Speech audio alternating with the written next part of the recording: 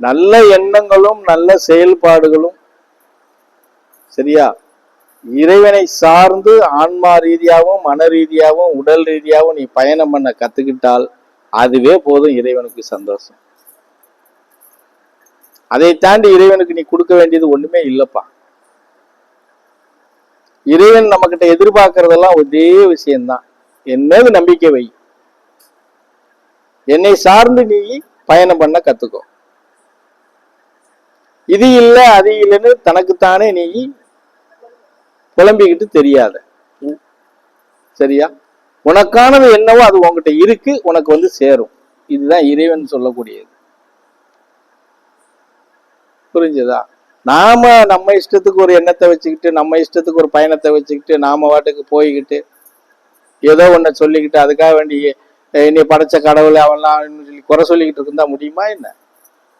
ஒண்ணுமே கிடையாது. மனுஷனுக்கு மனுஷன் வேணா நம்ம குறை சொல்லிட்டு சுத்திட்டு தரலாம்.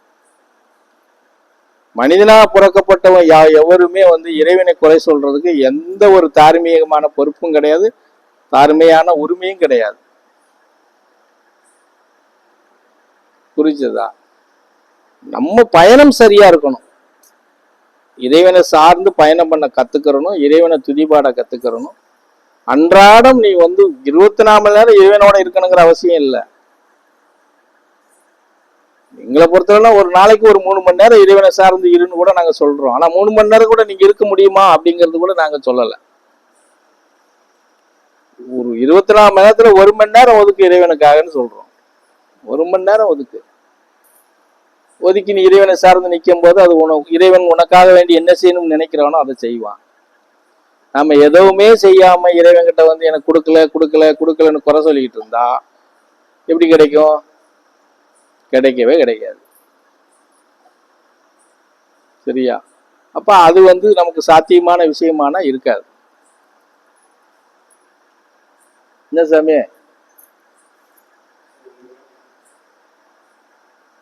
பள்ளியம்மா தூங்குறதுக்கே போயிருச்சா?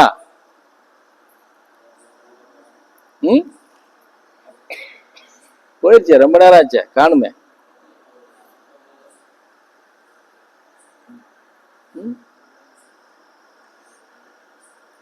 நான் அதுதான் அப்பளே சொன்னேன், தூங்கலாம் ஏன் அப்படின்னு கேட்டா யாரும் கேட்க மாட்டேங்கிறீங்க.